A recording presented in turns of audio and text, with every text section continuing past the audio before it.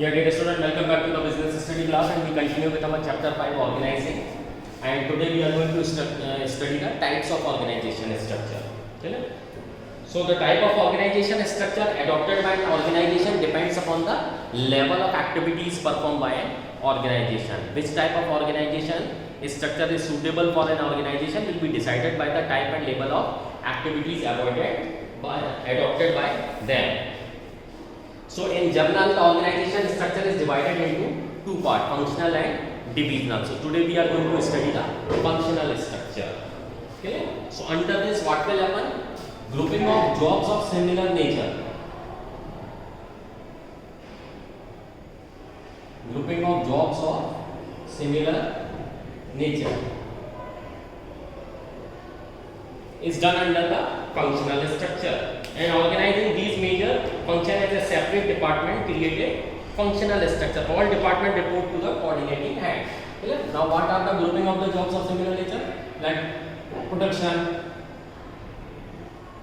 purchase,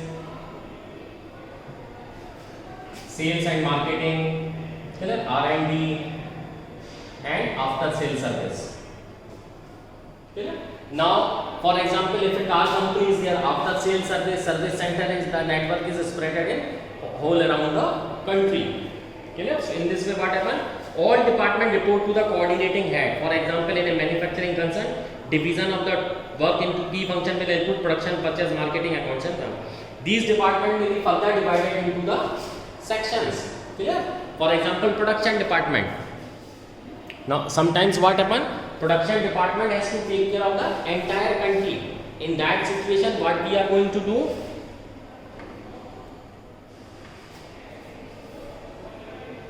Clear? Production department, what we are going to do?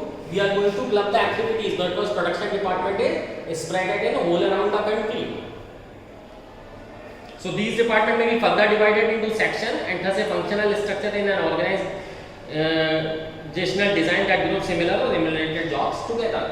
Now production department can also be divided according to the territory. It may be east, west, north, and south. Consider an example of Parle-G. Its factories is spread in a whole around country. Near about 7 to 8 factories are there who is doing the production for Parle-G, and to make them purchase for entire 6 units, it's a very difficult task. For that purpose, several type of persons are required in the entire country. Clear?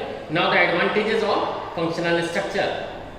So the functional structure has many advantages of offer because it leads to the specialization of the work.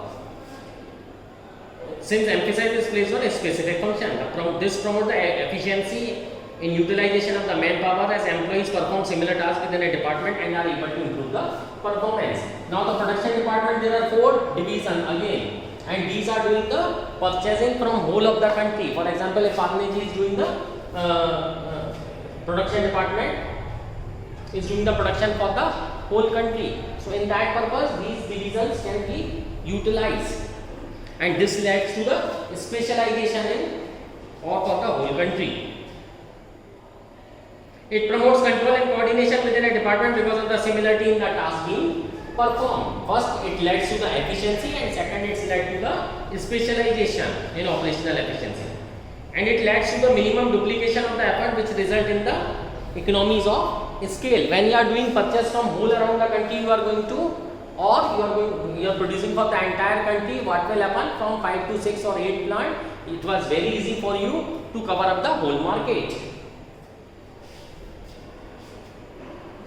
It makes training of employees easier as the focus is only on limited range of skills. It ensures that different functions get due attention. So all the department will get due attention in the functional structure. Everybody will be given a chance to show their caliber. Disadvantages. These are the advantages. Now we are going to study some disadvantages.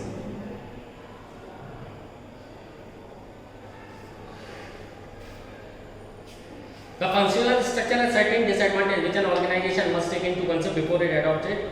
A functional structure places less emphasis on overall enterprise than the objective pursued by functional head. Now in this situation, what is happening? They are just busy in making the production. They have nothing to do with the organization.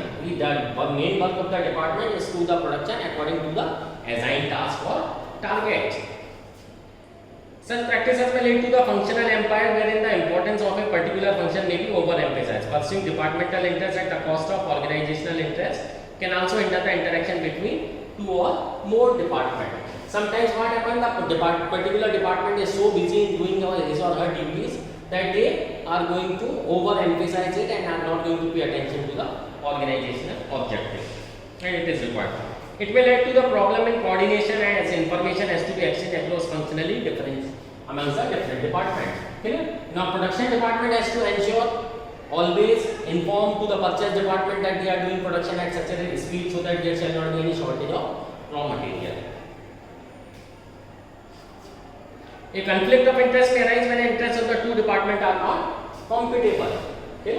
What will happen? See the case of production and purchase. Sometimes production department will complain that the purchase of the raw material has not been done properly, or the purchase is not as according to the standard. Okay? So this may lead to the conflict of interest.